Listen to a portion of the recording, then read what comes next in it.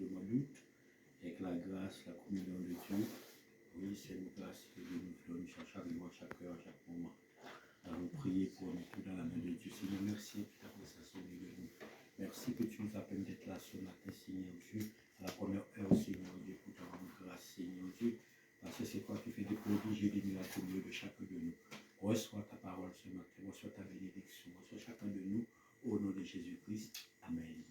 Bien-aimé, que Dieu nous bénisse, que Dieu nous donne la force, oui, parce que nous sommes dans une grâce infinie, de rester toujours au pied du Seigneur.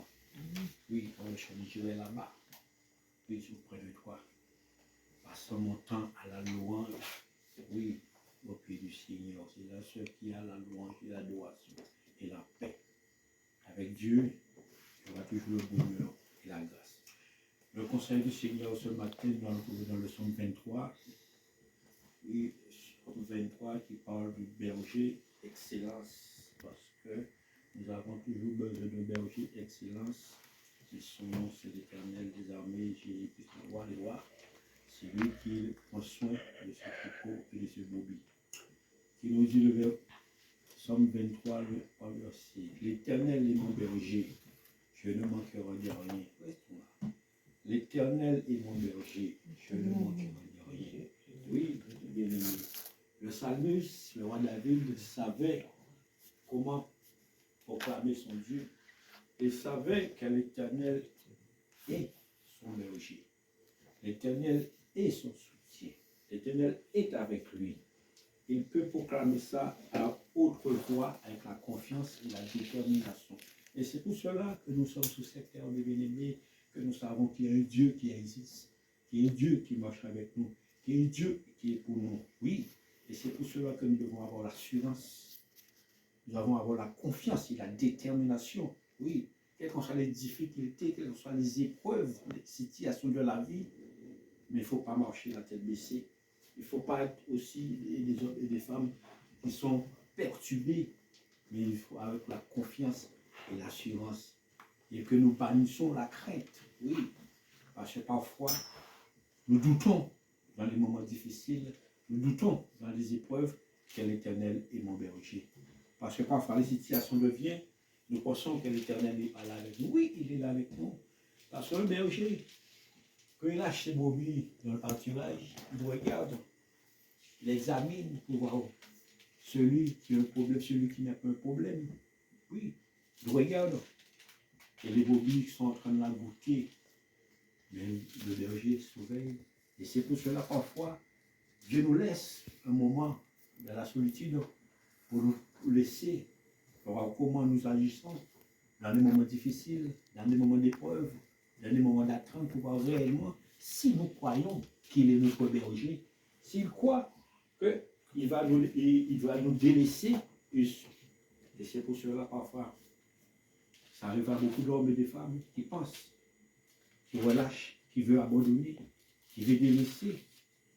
Mais le roi, le psalmiste savait, l'Éternel est mon berger, je ne manquerai de rien. Il savait que quelles que soient les circonstances de la vie, mais la main de l'Éternel sera toujours là avec lui.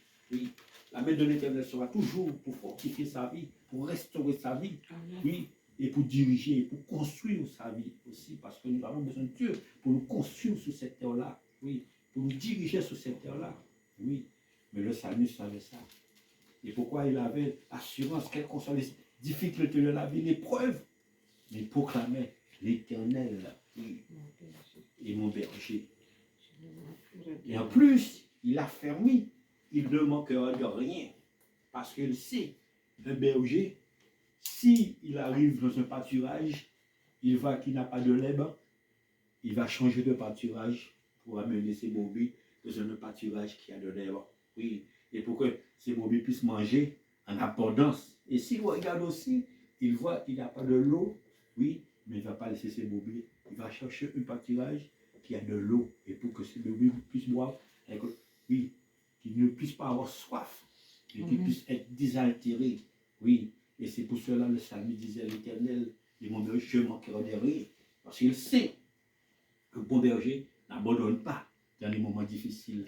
Il reste là, toujours là, à veiller, Et c'est pour cela, mes bien-aimés, et croyance, crois en ton Dieu. Mais l'espérance en ton Dieu. Quelles qu'en soient les circonstances, quelles qu'en soient les tribulations, mais tu sais, ton Dieu, il est avec toi. Il t'amènera sur le chemin de la victoire. Il t'amènera sur le chemin de la réussite. Il t'amènera sur le chemin, oui, où il n'y a pas de passerelle, mais il mettra sa main comme passerelle pour toi. Oui, parce que parfois, nous passons dans des verdures, il n'y a pas de chemin, mais Dieu permet toujours de tracer un petit sentier pour que tu puisses traverser. Amen. Oui, et c'est pour cela, mes amis, où les voitures ne peuvent pas passer, où les tracteurs ne peuvent pas passer, même les 4x4, à combien de millions de hauts ne peuvent pas passer, mais Dieu trace un petit sentier pour toi simplement. Avec tes deux petits pas, tu arrives à traverser ce petit sentier-là. Et tu lèves la main et tu dis Seigneur, merci. Oui. Pourquoi? Parce que c'est lui. Il connaît ce qu'il doit mettre pour nous. Et pour que nous soyons toujours dans la paix et dans l'allégresse. Verset 2, il dit, il me fera reposer dans les verts pâturages. Oui, il me dirigera près des eaux paisibles. Oui, il me fera reposer dans les verts pâturages. Oui. Parce que ton berger, il connaît le pâturage que tu dois passer. Il sait l'herbe qu'il doit te donner pour que tu puisses manger. Parce que dans le verger, il y a des herbes qui sont amères, il y a des herbes qui sont si, qui ne font pas grossir le troupeau. Mais il sait quelle herbe que le brebis doit manger, qui puisse grossir, être gras dans ses mains. Et c'est pour cela dit, je te ferai passer dans le verre pâturage, parce qu'il connaît le pâturage qu'il doit te donner. Oui, parce que c'est lui qui est le berger. Je dirais près des eaux paisibles. Les eaux paisibles, oui, où il n'y a pas de crocodiles. Parce que dans le verger, il y a des endroits. Oui, tu vois, les animaux vont boire de l'eau, mais il y a des bêtes sauvages qui sont là, qui les tendent, les guet-apens, pour le faire tomber. Il y a des crocodiles, il y a des léopards, il y a des loups, il y a toutes sortes.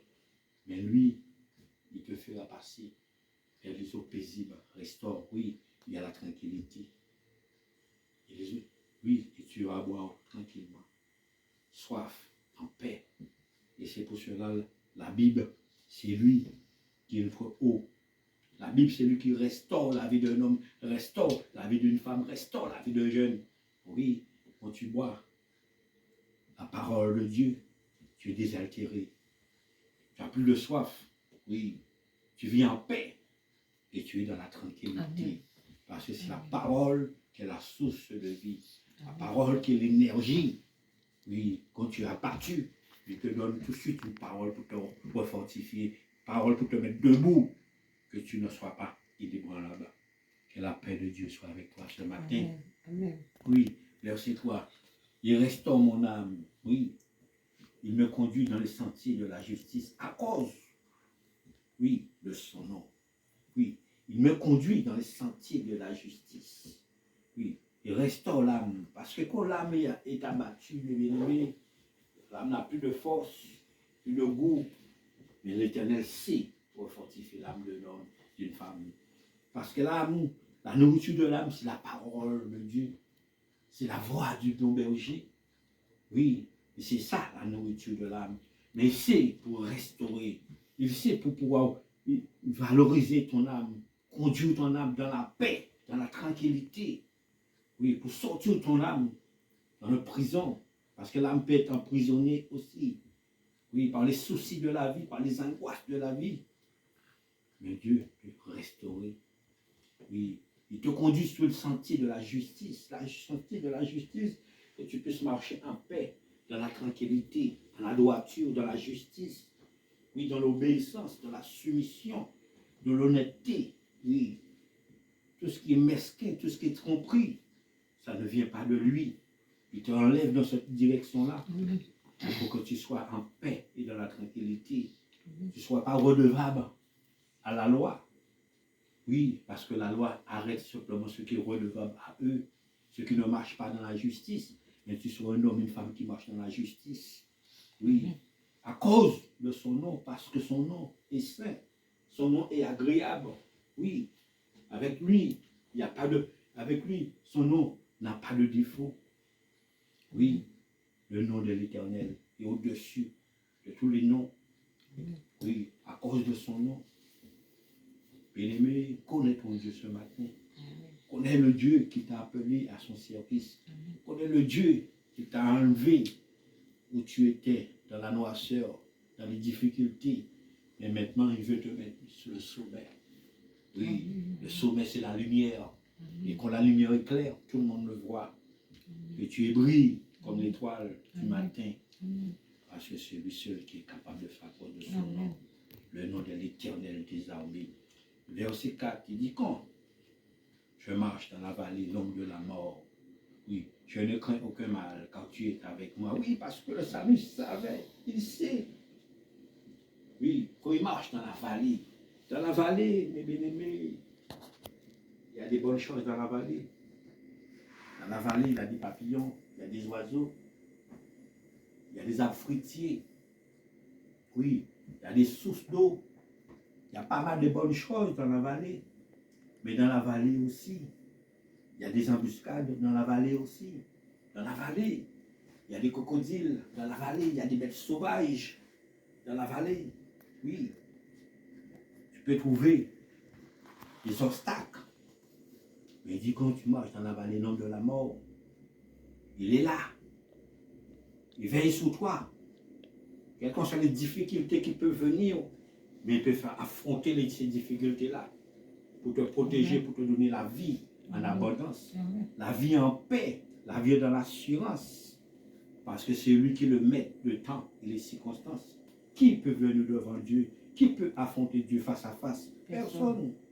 Et c'est pour cela la vallée, c'est où il y a les difficultés aussi, les épreuves de la vie, les angoisses de la vie. Mais à ce moment-là, il te fait traverser. Il vient avec toi pour que tu puisses marcher dans cette vallée-là. Parce que dans cette vallée-là, il est capable d'enlever le mal à cause de son nom. Oui. Parce que son nom est puissant. Son nom est redoutable. Oui.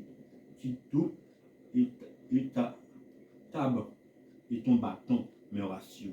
Parce qu'il va dresser une table pour que tu puisses assis en paix. Et le bâton, ça veut dire sur le bâton du berger, quand les animaux sauvages viennent, pour soulever ce bâton-là devant eux, pour les faire fuir devant toi. Oui, le bâton. Il va prendre ce bâton de berger parce que Moïse avait le bâton dans ses mains.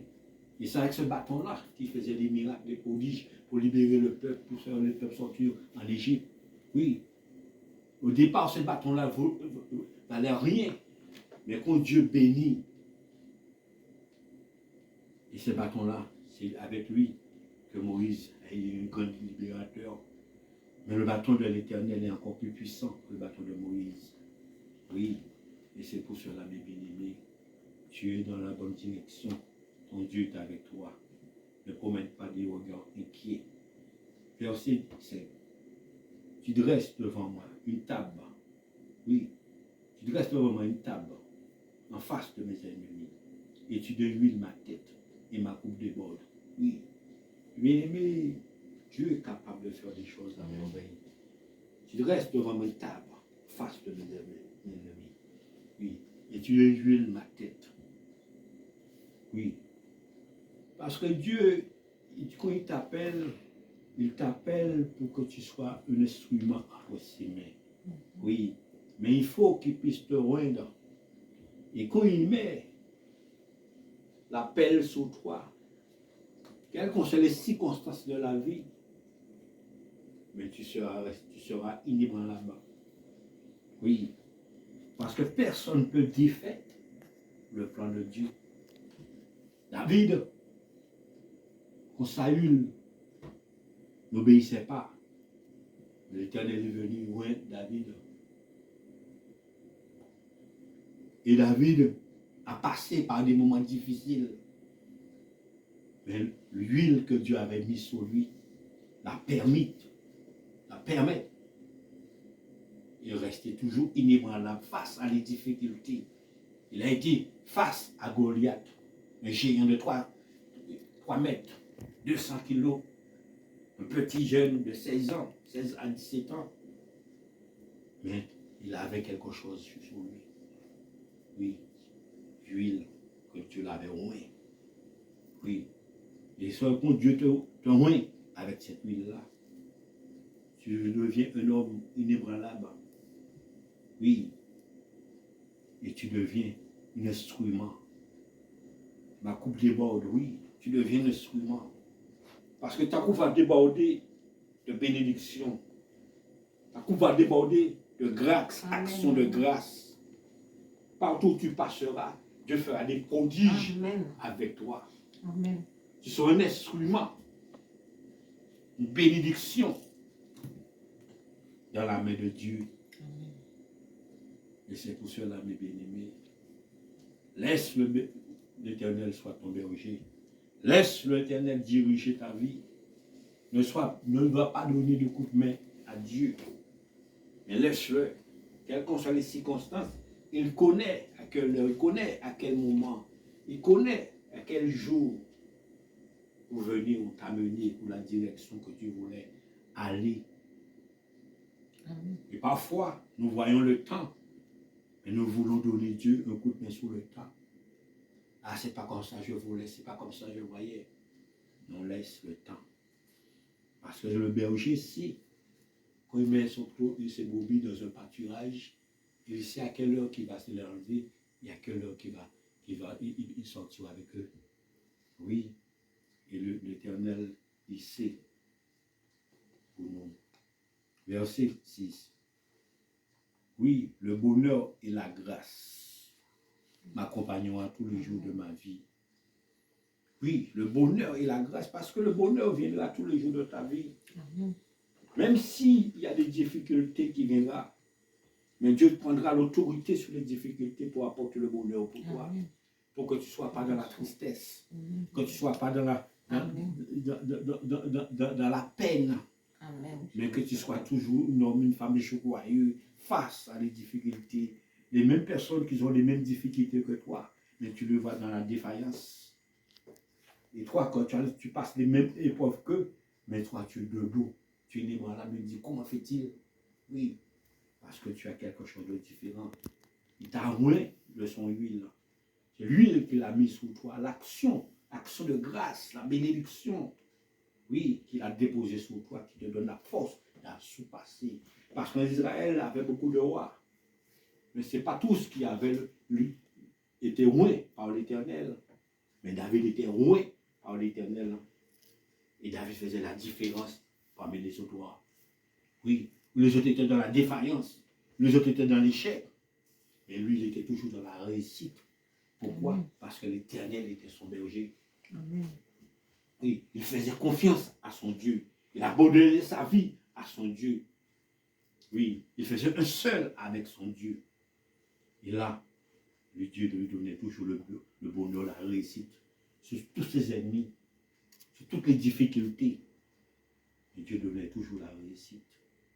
Oui, pour un seul but, j'habiterai dans la maison de l'Éternel jusqu'à la fin de mes jours.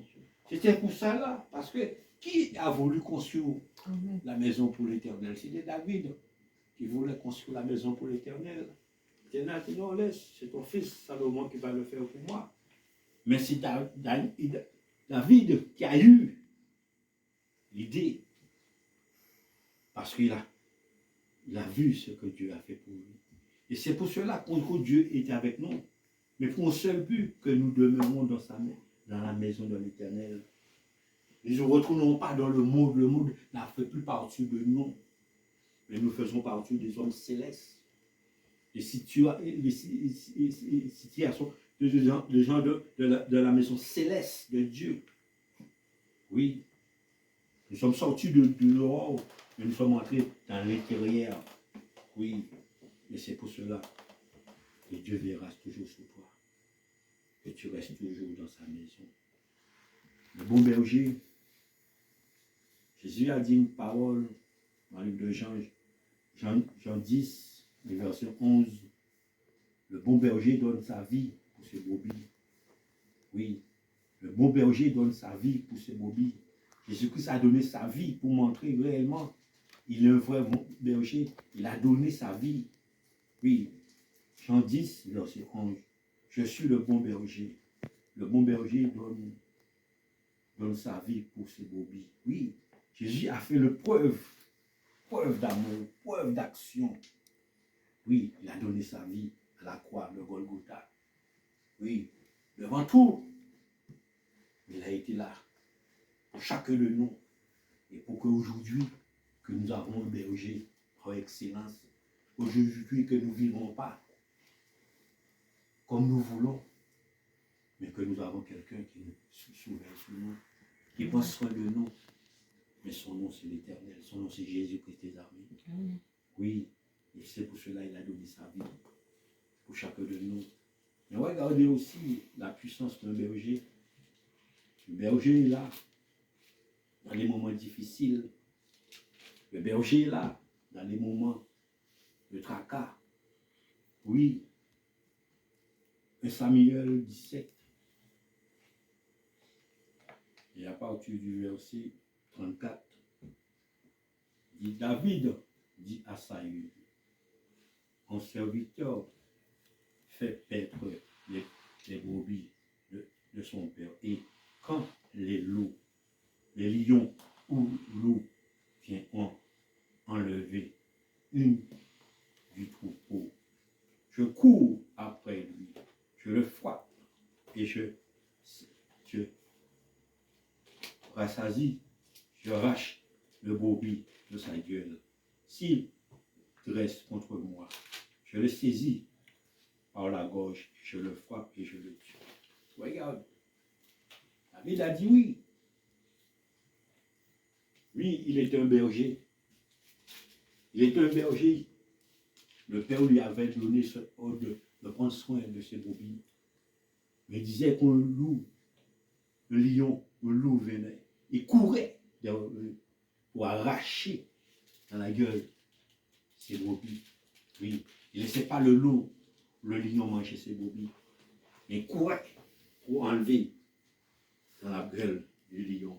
Et c'est pour cela, mes bien-aimés, nous devons avoir un bon berger. Nous devons avoir une assurance, une confiance. Et c'est pour cela l'Éternel des armées nous faut le berger par excellence. Dans les moments difficiles, dans les moments d'épreuve, ni l'argent, ni l'or, ni les contacts ne peut venir porter le secours.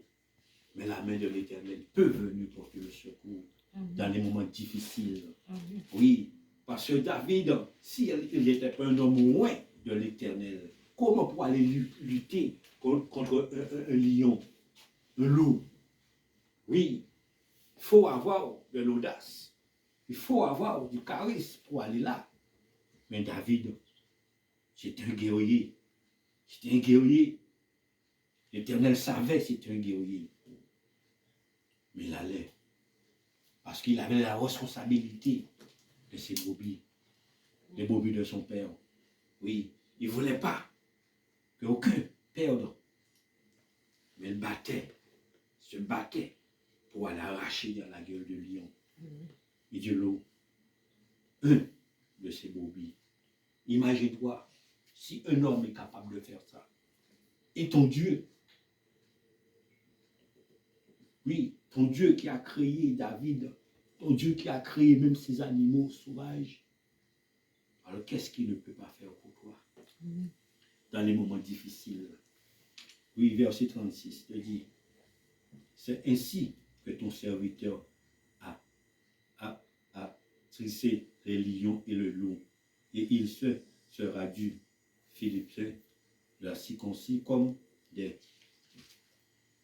l'un d'eux, car il insulte l'armée de Dieu vivant. Oui, parce que s'il parlait de Goliath, Goliath avait insulté l'armée de l'Éternel. Oui, il avait insulté le Dieu vivant. Mais le petit David, la force du bon berger qui était en lui, il voulait aller face à cette situation-là. Parce que quand Dieu a mis l'huile sur toi, oui, l'huile te pousse à aller L'onction qu'il a mis sur toi te pousse à aller faire des choses au-delà. Oui. Te sors dans l'esprit de timidité, te sors dans l'esprit d'infériorité, mais te donne un esprit de force, de sagesse et d'amour que tu puisses apprendre et pour que tu puisses combattre le bon combat. Quelles qu'en soient les circonstances, mais tu regardes vers ton bon berger. Ton bon berger, il est capable de faire des choses à merveille. Nous allons encore voir le bon berger. Le Psaume 84, quand tu traverses dans l'allée de Baca.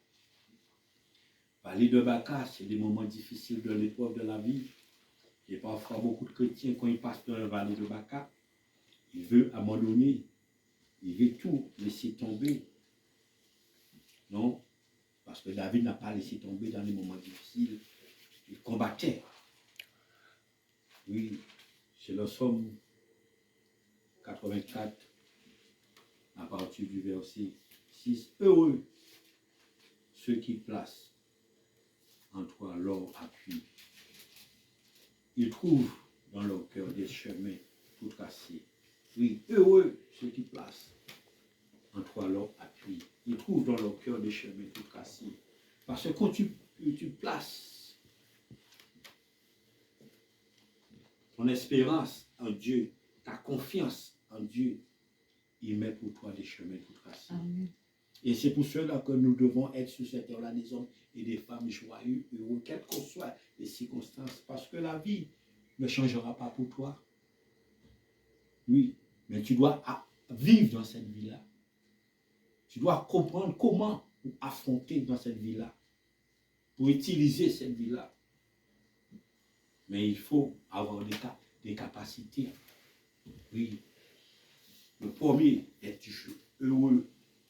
Parce que nous regardons 90% sur cette terre-là aujourd'hui, des hommes et des femmes qui vivent sur cette terre-là, ils n'ont plus de joie. Ils sont dans la tristesse. Ils sont perturbés, ils sont angoissés. Ils sont toujours speed. Quand tu les vois, ils n'ont plus le temps. Ils sont sur la route, ils conduisent comme des gens insensés. Oui, prêts à faire un accident, prêts à ôter la vie des autres sur la route. Oui, ils sont dans le métro, un peu partout, au travail. Arrivés à la maison, ils sont dans la dépression, ils sont obligés de prendre un comprimé pour calmer la tête. Non, parce qu'ils sont toujours excités, plus de joie, plus de joie. Les cliniques se remplissent, les psychologues sont remplis. Oui, parfois ils n'osent même pas de décocher parce qu'ils ont marre, toujours les mêmes choses. Oui, ils ont perdu la joie de vivre. Ils ont perdu, la Bible dit, heureux ceux qui placent en toi leur appui. Ils trouvent dans leur cœur des chemins tout tracés parce que c'est là que tu vas trouver dans la paix. Quand le cœur est joyeux, l'esprit est en paix. Mais quand le cœur n'est pas joyeux, l'esprit ne peut pas être en paix. Est-ce que nous sommes là? Oui. Oui. Verset 7 dit, lorsque tu traverses la vallée de Baca, restons sur ce point-là. Ce sont les difficultés, les épreuves que le monde aujourd'hui rencontre. La guerre, la famine, oui, toutes les difficultés que la société veut nous donner, les charges, tout, le loyer, courant, tout ça, c'est la vallée de Baca.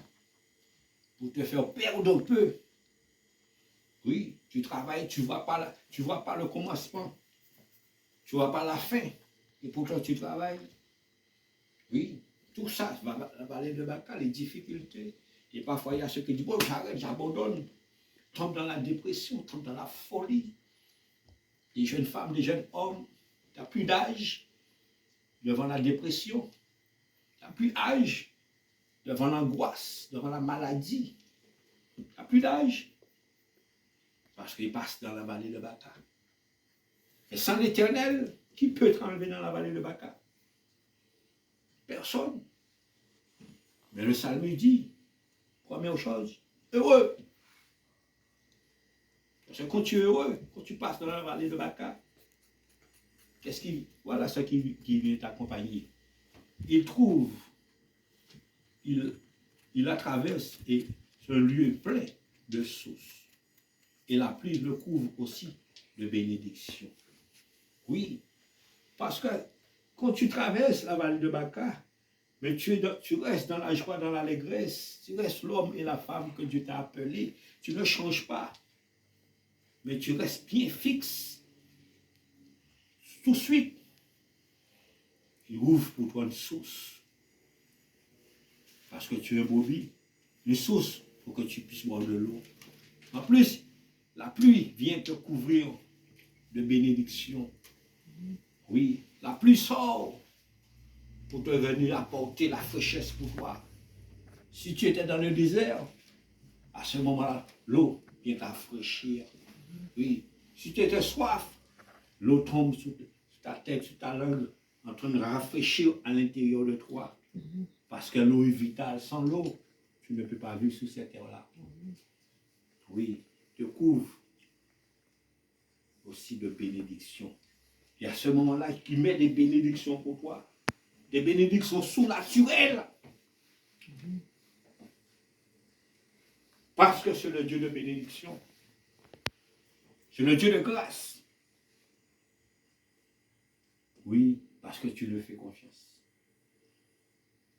Tu mets ta confiance en lui.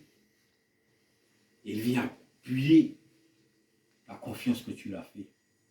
Te couvre de bénédiction. Les portes étaient fermées, mais il vient ouvrir pour toi. Amen. Sans passer par personne. Amen. Oui, parce que c'est lui qui est le créateur. Il te met dehors. Te couvre de bénédiction. Je dis le verset 8. Leur force augmente pendant la marche. Et il se présente devant Dieu à Sion. Oui, tu ne tombes pas dans la défaillance. Pardon, les autres sont dans la défaillance, dans la dépression. Oui, mais toi, tu es un homme heureux, une femme heureuse. Oui, tu es dans la joie, dans l'allégresse. Parce que l'Éternel est ton berger. Il dit, tu manqueras de rien. Il sait ce que tu as besoin. Et ce matin, c'est un bout de pain simplement que tu avais besoin. Il te donne le pain.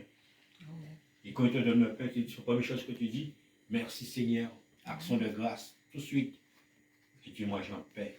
Mais celui qui n'a pas l'Éternel, mais lui, il voulait du caviar, il voulait du homard. Oui, et pourtant, il n'a même pas de l'argent. Et qu'est-ce qu'il fait? Hop, il tombe en défaillance, il tombe en dépression. Ou sinon, il va voler et la loi l'arrête. Est-ce que nous sommes là avec moi? Amen. C'est pour te dire oui, l'Éternel est mon berger, je ne manque de rien. Il sait ce que tu as besoin. Oui. Depuis que tu laisses diriger ta vie, il sait ce que tu as besoin. Amen. Il mettra ce que tu as besoin. Oui. Ce n'est pas ce que nous voulons, mais c'est ce que tu as besoin, il te donnera. Oui, parce qu'il y a des choses, je veux et besoin, c'est deux choses différentes. Parce que je veux beaucoup de choses. Mais le besoin, je n'ai pas besoin de ça. Il y a des gens qui sont remplis, leurs maisons sont remplies, leurs magasins sont remplis. Tout, mais ils n'ont pas besoin de ça. Mais Dieu va te donner ce que tu as besoin. Et à ce moment-là, tu pourras dire oui, Seigneur, merci. Parce que j'avais besoin. Et tu vois l'action de Dieu dans ça. Et c'est pour cela, les bien-aimés, fais ton Dieu confiance. Appuie sur ton Dieu. Et pourquoi le psaume 91, il dit, celui qui demeure sur l'abri du Très-Haut repose à l'ombre du Tout-Puissant. Oui, celui qui demeure sur l'abri du Très-Haut repose à l'ombre du Tout-Puissant. Oui, parce que tu pourras reposer sur Dieu. Tu pourras mettre ton appui sur Dieu. Tu pourras mettre ta confiance sur Dieu. Tu pourras mettre ta assurance sur Dieu. Tu pourras mettre ta vie sur Dieu. Parce que tu sais que tu ne seras pas en défaillance. tu sais que tu ne seras pas en défaillance. Parce que ce n'est pas sur un homme, sur une femme, sur un président, sur un patron, sur un ami, sur une confidence que tu t'es reposé. Parce que cela peut retourner à la poussière. Demain que tu l'appelles, hey, il n'est plus là. Oh, il est à l'hôpital. Oh, il est là. Personne ne sait où il est. Mais ton Dieu, à n'importe quel moment, tu l'appelles, il répond au secours. Parce qu'il a dit comme il est écrit, l'Éternel le délivre de tous ses frayeurs. Parce que tu fais quelque chose, tu t'appuies sur lui. Oui. Repose à l'ombre du Tout-Puissant. Oui, à l'ombre du Tout-Puissant. Il n'a pas dit puissant, hein, mais tout puissant. Parce qu'il y a une différence entre puissant et tout. Parce que le puissant peut faire des choses puissantes, mais le tout puissant peut faire des choses tout, encore plus puissant encore que le puissant. Mais lui, il est tout puissant. Il est capable de faire toutes choses dans le même moment. Il est en Chine, il est en Japon, il est au Brésil, il est aux Antilles, il est en Afrique. Il n'est pas autour à la fois. Il n'est pas autour. Porte sa main. Et c'est pour cela que tu dois lui faire confiance. Il doit être ton berger. Il doit, celui qui dirige ta vie. Pour longtemps que nous voulons diriger notre vie. Pour longtemps que nous voulons faire à notre tête. Mais laisse ce matin l'Éternel soit ton berger. Et à ce moment-là, le roi Kokopouï, c'est là. Il ne manquera de rien. Oui, et David, là, dans le temps, c'était lui parmi les plus grands rois. Parce que Dieu était toujours avec lui. Dans chaque bataille, dans chaque combat, dans chaque décision. Et la main de Dieu était toujours là avec lui. La main de Dieu n'a jamais tombé. La main de Dieu était toujours là pour lui donner la force d'avancer, la force de réussir. Et c'est pour cela que nous laissons l'Éternel et notre berger. Nous irons toujours vers là-bas. Nous irons toujours vers la ligne d'arrivée. Nous ne ferons pas de marche arrière. L'arrière n'est pas pour nous, mais c'est devant qui nous intéresse. Parce que notre Dieu va devant. Alors ce matin, laisse l'Éternel et ton berger. Si tu laisses ton berger, voilà ce qu'il va te donner. Le verset 2. Je dis à l'Éternel, tu es mon refuge et ma forteresse. Mon Dieu en qui je me confie. Car c'est lui qui te délivre du filet de l'oiseleur et de la peste et de ses ravages. Oui. À ce moment-là, il pourra venir te couvrir de ses plumes. Il pourra te mettre sur sa abri, sur sa protection. Oui, quand tu traverses les filets de l'oiseleur, mais il va couper cette côte-là pour te libérer. Quand la peste, la maladie, la souffrance viendra t'attaquer, mais il sera là, dans la souffrance, dans la maladie, à combattre la maladie, à combattre la souffrance. Oui, parce que tu l'as fait, être ton berger. Un bon berger, David, retournons vers David. David disait, lui, il va arracher ses brebis dans la gueule du lion et des loups. Et c'est un homme comme toi et moi. Mais l'Éternel, et c'est lui qui a créé David. Mais te donnera la bénédiction. Alors que la paix de Dieu soit avec chacun de nous, que la grâce, que la communion de Dieu soit avec nous, parce que nous avons besoin de ce Dieu grand et ce Dieu puissant. Amen. Que Dieu nous donne la paix, que Dieu nous donne la communion, qu'il soit notre berger par excellence. Au nom de Jésus.